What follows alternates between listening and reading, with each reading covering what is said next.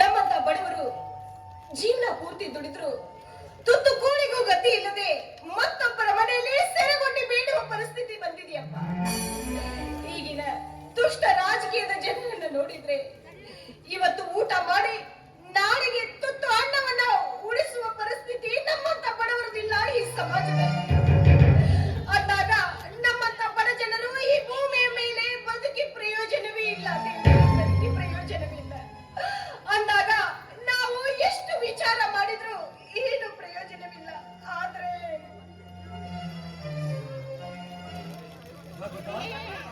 ಏನೇ ಒಂದೇ ಸುಮ್ಮನೆ ಬೇಸರದಿಂದ ಅಲ್ಪ ಸ್ವಲ್ಪ ಅಂತ ಹೇಳ್ತಾ ಇದೀರಾ?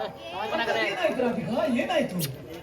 ಇನ್ನೇನ್ರಿ, ಅಂದಿನ ನಮ್ಮ ಜೀವನ ಹೇಗಿತ್ತು, ಇಂದಿನ ನಮ್ಮ ಜೀವನ ಹೇಗಿದೆ ಅಂತ ವಿಚಾರ ಮಾಡಿ ನೋಡಿದ್ರೆ ನಾವು ಬದುಕುವ ಬದಲು ಸಾಯುವುದೇ ಮೇಲೆ.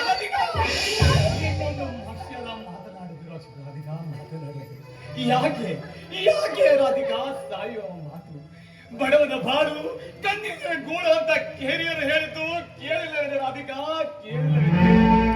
ಈ ರಾಜಕೀಯ ಅನ್ನೋದು ಬಡ ಜನರ ಉದ್ಧಾರಕ್ಕಲ್ಲ ಕಣೆ, ನಮ್ಮಂತ ಬಡ ಜನರ ಉದ್ಧಾರಕ್ಕಾಗಿ ಕಣೆ. ನಾವು ಒಬ್ಬೊತ್ತಿನ ಊಟವನ್ನು ಹೇಗೋ ಜೀವನ ಸಾಗಿಸ್ತಾ ಇದ್ದೇವೆ. ಆದರೆ ಒಬ್ಬೊಬ್ಬರು 3 ದಿನ ಊಟ ಮಾಡಿ ಇನ್ನು 3 ದಿನ ನೀರು ಕುಡಿದು ಬದುಕೋರಿ ಸಮಾಜದಲ್ಲಿ ಇದ್ದಾರೆ ಕಣೆ, ಸಮಾಜದಲ್ಲಿ. ಹಗಲು ರಾತ್ರಿ ಅನ್ನದೇ ನೀವು ನಿಮ್ಮ ಮಗಳ ಸಲುವಾಗಿ ಅದು ಆದ್ಯಾನ ಸ್ಕೂಲ್ ಫೀಸ್ ಕಟ್ಟಬೇಕು ಅಂತ ಕಷ್ಟಪಟ್ಟು ದುಡಿಯೋದನ್ನ ನನ್ನಿಂದ ನೋಡೋದಕ್ಕಾಗಲ್ಲ ಸ್ವಾಮಿ, ನನ್ನಿಂದ ನೋಡೋದಕ್ಕಾಗಲ್ಲ. ಅದಕ್ಕೆ ನಾನು ನಿಮ್ ಜೊತೆ ಬರ್ತಿದ್ವಿ, ಮಗಳಿಗೋಸ್ಕರ ಇಬ್ರು ಸೇರಿ ದುಡಿಯೋಣ ರೀ. ಬೇಡ ರಾಧಿಕಾ, ಬೇಡ.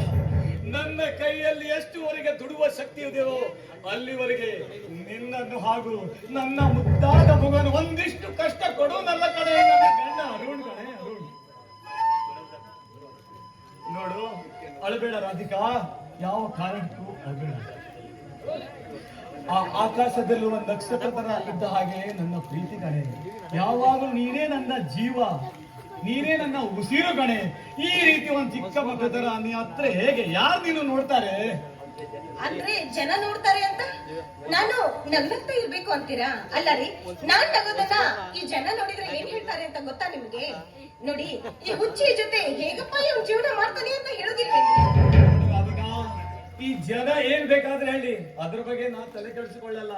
ನನಗೆ ನೀನು ಮತ್ತು ನನ್ನ ಮುದ್ದಾದ ಮಗ ಆದ್ಯ ಕಣ್ಮುಂದೆ ನಗುತ್ತಾ ಇರ್ಬೇಕಾದ್ರೆ ನಗುತ್ತಾ ಇರ್ಬೇಕು. ರಾಧಿಕಾ, ಆದ್ಯ ಇಲ್ಲಿ ಕಾಣ್ತಾ ಇಲ್ಲ, ಎಲ್ಲಿ? ಓಹೋ, ನಿಮ್ ಮಗಳನ್ನ ವಿಚಾರಿಸ್ತಾ ಇದ್ದೀರಾ? ಹೌದು, ಮತ್ತೆ ಇವತ್ತು ಭಾನುವಾರ ಅನ್ಬೇಕ್ರಿ, ಪಕ್ಕದ ಮನೆಯಲ್ಲಿ ಆಟ ಆಡಕ್ ಹೋಗಿದ್ದಾಳೆ. ಇನ್ನೇನು ಇಷ್ಟರಲ್ಲೇ ಬರ್ತಾಳೆ. ಆಟ ಆಡ್ಲಿಕ್ಕೆ ಹೋಗಿದ್ದಾಳಾ? ಸದ್ಯ ಒಂದು 10 ನಿಮಿಷ ಬರ್ದೇ ಇದ್ರೆ ಒಳ್ಳೇದಿರೋಣ. ಯಾಕೆ ಹೇಳು? ಅಷ್ಟರೊಳಗೆ ಒಂದು ಆಕಾಶದಲ್ಲಿ ನಕ್ಷತ್ರ ಎಣಿಸಿ ಬರೋಣ. ಏನಂತೀಯ? ಗೊತ್ತು ಬಿಡಿ, ಈ ಮುದ್ದು ಬಂಗಾರ ಅಂತ ನೀವ್ ಹೇಳೋದು 10 ನಿಮಿಷ ಅಂತ ಗೊತ್ತು. ನಿಮ್ ಕೆಲ್ಸ ಮುಗಿದ್ಮೇಲೆ ಕೂಗಾಡುದು, ಚೀರಾಡುದು, ರೇಗಾಡುದು ಇದು ನನಗೇನು ಹೊಸದಲ್ಲ. ರೇಗಾಡುದು ಬಾಯಿ ಮಾತಲ್ಲ ಕಣೆ ರಾಧಿಕಾ. ಈ ಮನಸ್ಸಿನಲ್ಲಿ ನೀನೇ ತುಂಬಿರುವೆ. ಈ ಜೀವ ನಿನಗಾಗಿ ಮುಡುಪಾಗಿ ಗೊತ್ತಾಯ್ತಲ್ಲ. ಅಲ್ಲ, ಇಂತ ಮಾತಾಡೋದಕ್ಕೆ ನೀವೇನು ಕಡಿಮೆ ಇಲ್ಲ. ಸರಿ ಬಿಡಿ, ನಿಮ್ಮ ಸಂತೋಷನೇ ನನ್ನ ಸಂತೋಷ. ಹೌದಲ್ಲ? ಹಾಗಾದ್ರೆ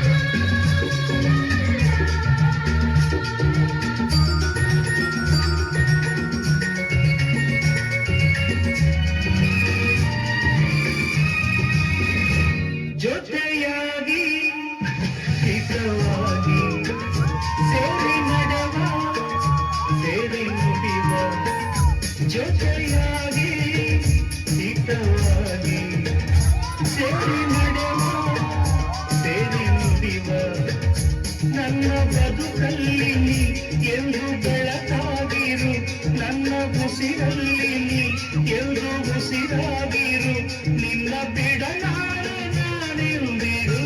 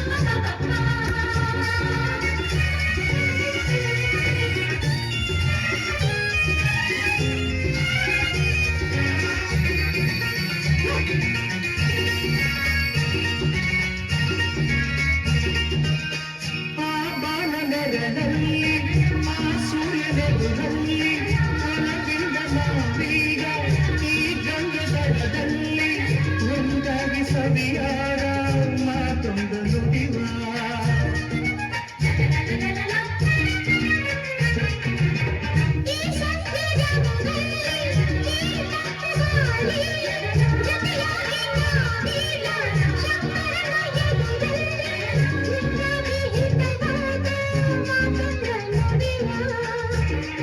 ನೀನೇ ನನ್ನ ಪ್ರಾಣ ನೀನೇ ನನ್ನ ಪ್ರಾಣ ನಿನ್ನ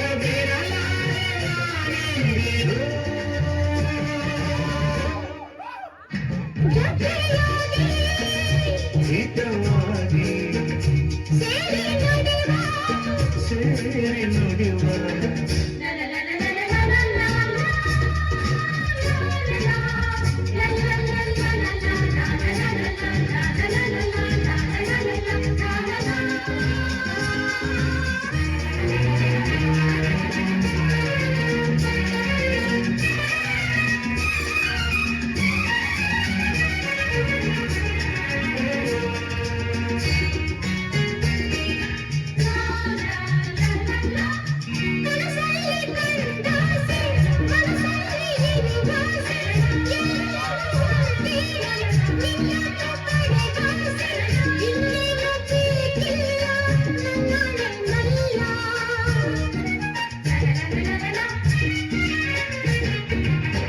ಹಗಲಲ್ಲಿ ಕಂಡಾಸೆ ಕಿರುಳಲ್ಲಿ ಬಂದಾಸೆ ಎಲ್ಲವೂ ಒಂದೇನೆ ನಿನ್ನೊಡನೆ ಇರುವಾಸೆ ಜೊತೆಯನ್ನು ಕೇಳೆ ನಲ್ಲಾಣೆ ನಲ್ಲಿ ನಾವು ಎಂದು ಹೀಗೆ ನಲಿವ ನಾವು ಎಂದು ಹೀಗೆ ನಲಿವ ನಿನ್ನ ಬಿಡಲಾರೆ ನಾನೆಂದಿರು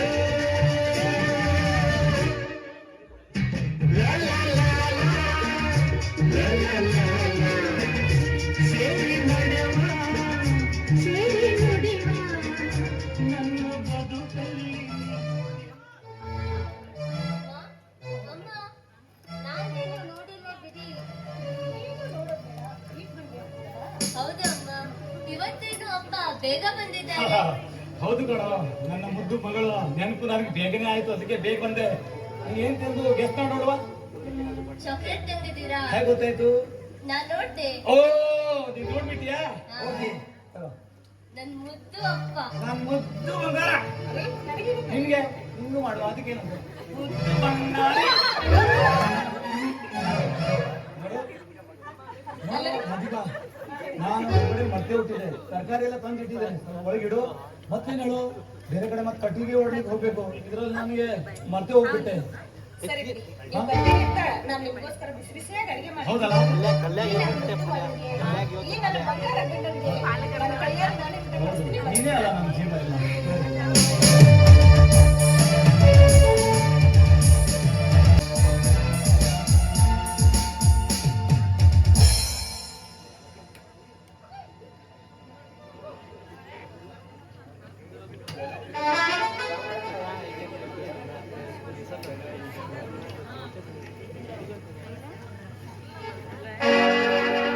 ಜನನೀ ಜನ್ಮಭೂಮಿಷ್ಯ ಸ್ವರ್ಗಾದಪಿ ಗರಿಯಸಿ ಎಂಬ ಅರ್ಥಬದ್ಧ ಶ್ಲೋಕವನ್ನ ನಮ್ಮ ಭಾರತ ಮಾತೆಯನ್ನು ನೋಡಿ ರಚಿಸಿದ್ದಾರೆ.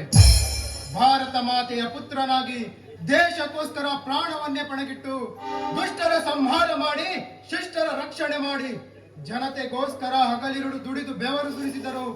ನಮ್ಮ ಕಣ್ಣಲ್ಲಿ ಮಣ್ಣು ಎರಚಿ ರಾಜಕೀಯ ಸಪೋರ್ಟ್ ಮೇರೆಗೆ ಕಳ್ಳಾಟ ನಡೆಸುತ್ತಿರುವ ಕಳ್ಳ ಕಾಗರರನ್ನು ಮಟ್ಟ ಹಾಕಲೆಂದೇ ನಮ್ಮಪ್ಪ ನನಗಿಟ್ಟ ಹೆಸರೇ ಅಜಯ್ ಅಜಯ್ ರಾವ್.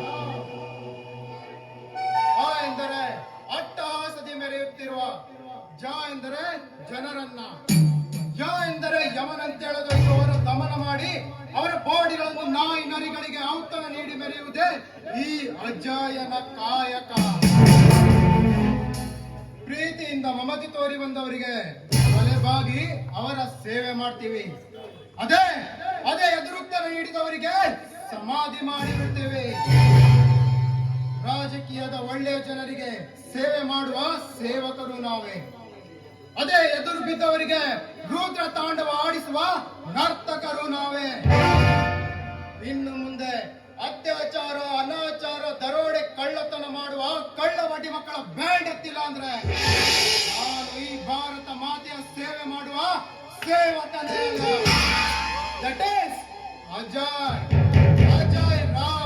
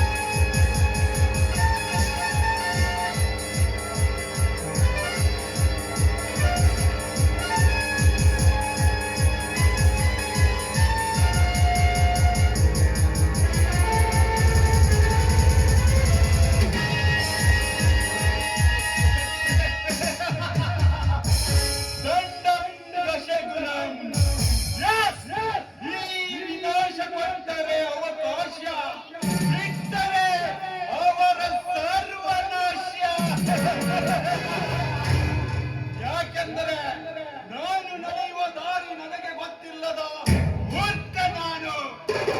ಆದರೆ ಬಡವರೆಂದರೆ ನನ್ನ ಕಾಲಿನ ಧೂಳಿನ ಸಮಾನವೆಂದೇ ಆ ಬ್ರಹ್ಮನಿಂದ ನಾನು ಪಡೆದು ಬಂದ ಹೆಸರೇ ವಿನಾಶ್.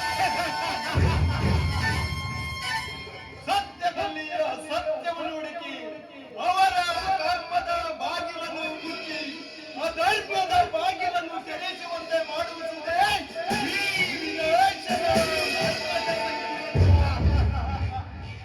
ನನ್ನನ್ನು ಹುಟ್ಟಿಸಿದವರು ಯಾರು, ಬೆಳೆಸಿದವರು ಯಾರು ನನಗೇ ಗೊತ್ತಿಲ್ಲ. ಆದರೆ ನಾನು ಮಾಡುವ ಕೆಲಸ ಮಾತ್ರ ವಾವ್, ಅದು ಯಾರು ಮಾಡದೇ ಇರುವ ಜನ ಮೆಚ್ಚುವಂತ ಕೆಲಸ.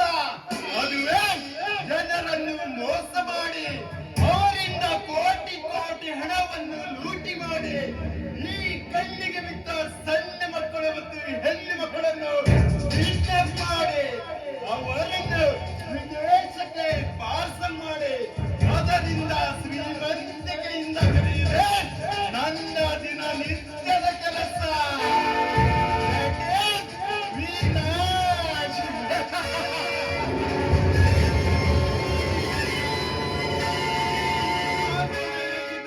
ಒಂದೇ ಮಾತು, ಏಕ್ ಮಾರ್ ದೋ ತುಕುಡಾ.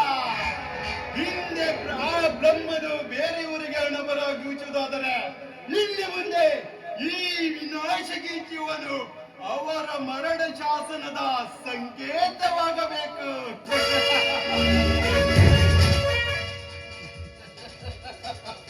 ಬಂದಾರದಂತ ಮಾತು ವಿನಾಶ್, ಬಂದಾರದಂತ ಮಾತು.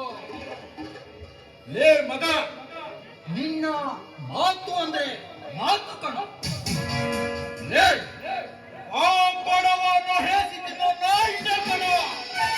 ನಮ್ಮ ದಂಧೆಗೆ ಅಡ್ಡಗಾಲಾಗಿ ಬಂದಿರೋದು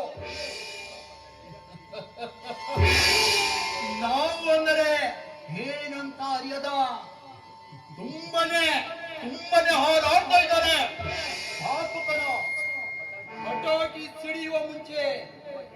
ತುಂಬಾ ಚೆನ್ನಾಗಿ ಕಾಣಿಸುತ್ತೆ.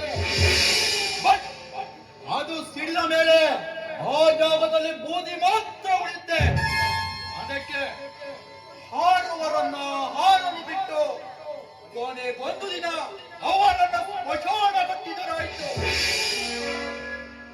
ನಾವು ನಡೆದಿದ್ದೇ ದಾರಿ ಎನ್ನುವ ಹಾಗೆ ನಮ್ಮ ದಾರಿಯಲ್ಲಿ ಯಾವ ಬಡವನಾಗಿರಲಿ ಶ್ರೀಮಂತಿಕೆಯುಳ್ಳ ರಾಜಕಾರಣಿಗಳೇ ಅವರು ನಮ್ಮ ಕೇವಲ ಸೂತ್ರದ ಕೊಂಬೆಗಳಾಗಿರಬೇಕು ವಿನಃ ಅವರೇನಾದ್ರೂ ಈ ನಮ್ಮ ದಂಧೆಗೆ ಏನಾದ್ರೂ ಬಾಲ ಬಿಚ್ಚಿದರೆ ಅವರನ್ನ ಅಡ್ಡಡ್ಡಾಗಿ ಕತ್ತರಿಸಿ ಮೂಡದ ಗಡಿ ಭಾಗದಲ್ಲಿ ತೂಗಾಡುವುದೇ ಈ ವರ್ತನದ ಕಾಯಕ. ಈ ವರ್ತನ್ ಮನಸ್ಸು ಮಾಡಿದರೆ ಪ್ರಾಣಕ್ಕೆ ಪ್ರಾಣ ಕೊಡಲು ಸಿದ್ಧ, ಬಿಟ್ಟರೆ ಪ್ರಾಣ ತೆಗೆಯಲು ಸಿದ್ಧ. That is Vinashan Vardhan character. ನಾವು ಒಟ್ಟಿಗೆ ನಿಂತರೆ ನಮ್ಮನ್ನು ಒಳಗಾಡಿಸುವ ದಿಟ್ಟ ಅಧಿಕಾರಿಯು ಕೂಡ ನಮ್ಮ ಮುಂದೆ ಸುಳಿಯೋದು ತುಂಬಾನೇ ಕಷ್ಟ.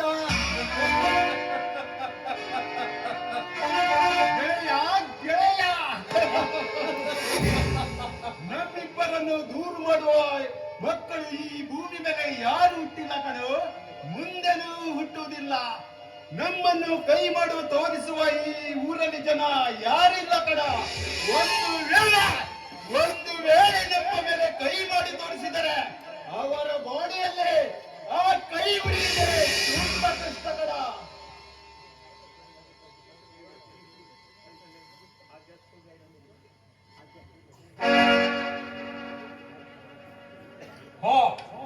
ವಿನಾಶ್, ಆ ಕಡೆ ನೋಡು, ಒಂದು ಮುದ್ದಾದ ಹುಡುಗಿ ಈ ಕಡೆನೇ ಬರ್ತಾ ಇದ್ದಾಳೆ. ಇವಳನ್ನ ಅಡ್ಡಗಟ್ಟಿ ವಿದೇಶಕ್ಕೆ ಪಾರ್ಸಲ್ ಮಾಡಿದರಾಯ್ತು. ಏನಂತೀಯ? ಸರಿಗೆಯ ಪುಟ್ಟಿ, ಸ್ಕೂಲಿಂದ ಇವಾಗ ಬಂದೀಯಾ? ಹೌದು ಅಂಕಲ್. ಪುಟ್ಟಿ, ಈ ದಟ್ಟವಾದ ಕಾಡಿನಲ್ಲಿ ಒಬ್ಬಳೆ ಓಡಾಡುವುದು ಸರಿಯಲ್ಲ ಪುಟ್ಟಿ. ನಿನ್ನ ಮನೆಗೆ ಬಿಟ್ಟು ಅಲ್ಲಿಂದ ಸುಮ್ಮನೆ ಹೋಗಿ ಬಿಡ್ತೀವಿ. ಬಾ ಪುಟ್ಟಿ, ನೀನು ಮುದ್ದು ಅಲ್ವಾ, ಬಂಗಾರ ಅಲ್ವಾ, ನಿನಗೆ ಚಾಕ್ಲೇಟ್ ಕೊಡ್ಸ್ತೀನಿ, ಸಿಹಿ ತಿಂಡಿ ಕೊಡ್ಸ್ತೀನಿ. ಬಾ ಪುಟ್ಟ. ಇಲ್ಲ, ನಾನು ಬರಲ್ಲ. ನಾನು ಮನೆಗೆ ಹೋಗ್ತೀನಿ.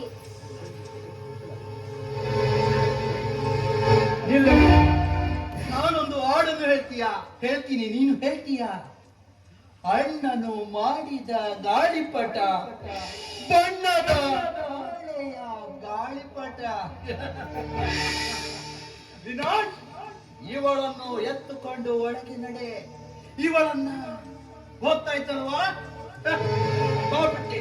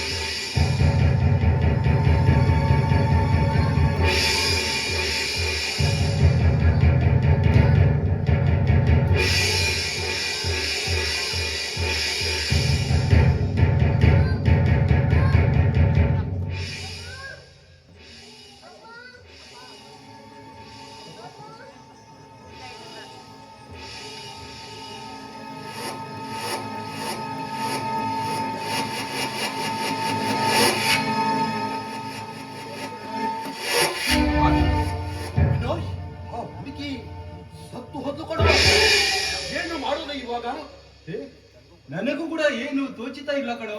ಕುಡಿನ ಮತ್ತಿನಲ್ಲಿ ನಮ್ಮಿಂದ ಸಣ್ಣ ಬಾಲಿಕೆ ಪ್ರಾಣ ಬಲು ಖುಷಿ ಆಯ್ತು. ನೋಡು, ಇಲ್ಲಿ ಇದ್ದರೆ ಅಪಾಯ. ಯಾರಾದ್ರೂ ಬರೋ ಮುನ್ನ ನಾವಿಲ್ಲಿಂದ ಓಡಿ ಹೋಗಬೇಕು. ಹೌದು.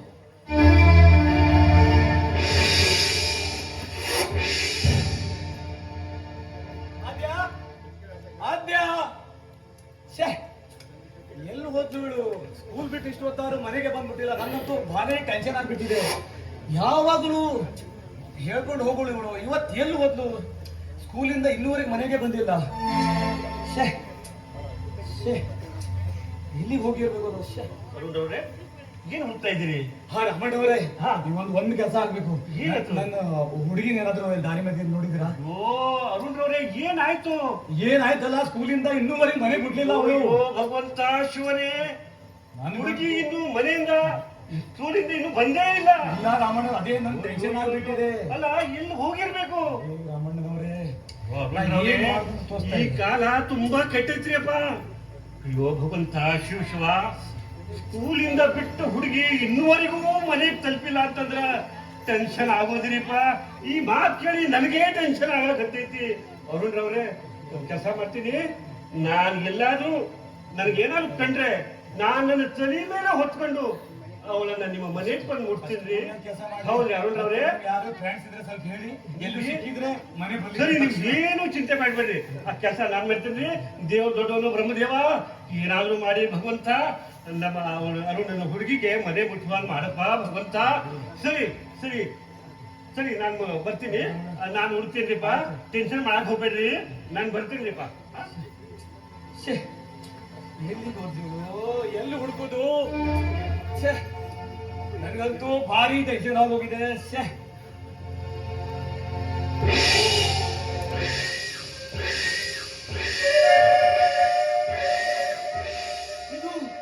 ಇದು ಅದ್ಯಾಣ ಬ್ಯಾಗು?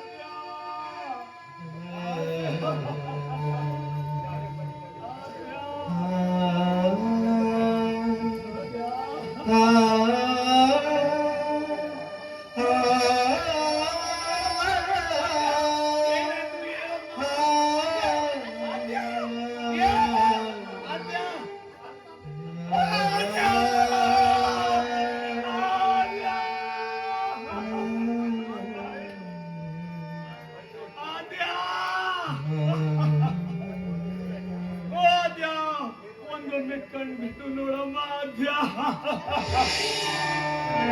ಅಯ್ಯೋ ದೇವರೇ, ಅಯ್ಯೋ ದೇವರೇ, ಏನು ಅರಿಯದ ನನ್ನ ಮುದ್ದು ಬಾಲೆಯನ್ನ ಈ ರೀತಿ ಮಾಡಿಬಿಟ್ಟರೋ ಪಾಪಿಗ. ಅದ್ಯ,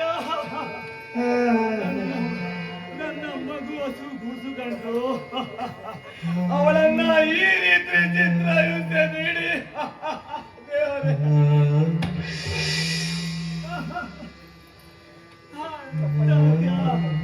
ಆದ್ಯ, ಒಂದೊಮ್ಮೆ ಕಣ್ಬಿಟ್ಟು ನೋಡಮ್ಮ, ನಿನ್ನ ಅಪ್ಪ ಬಂದರೆ. ಆದ್ಯ ಆದ್ಯ ಆದ್ಯ, ಇನ್ನು ಈ ಪ್ರಪಂಚವನ್ನು ಕಾಣದ ಹಸು ಗೂಸುಗಂಡ್ರು ತನ್ನ ಹಸಿ ಹಸಿಯಾಗಿ ಚಿತ್ರ ಹಿಂಸೆ ನೀಡಿ ಆದ್ಯ, ನಮ್ಮ ಮುದ್ದು ಹುಡುಗಿನಿಂದ ಎಷ್ಟೋ ಕನಸನ್ನ ಕಂಡಿದೆ. ಆ ಕನಸಿನ ಗೋಪುರಕ್ಕೆ ಈ ರೀತಿ ಅತ್ಯಾಚಾರ ಅಸ್ತ್ರನು ಬಿಸಿ ಈಗ ಮಾಡಿಬಿಟ್ರ ಚಾಂಡಾಲ. ಆದ್ಯ ಆದ್ಯ,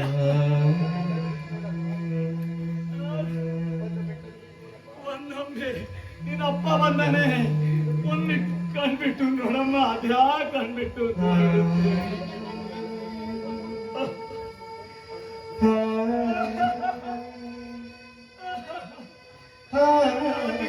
ಏನಂತ ಜವಾಬ್ ಕೊಡ್ಲಿ?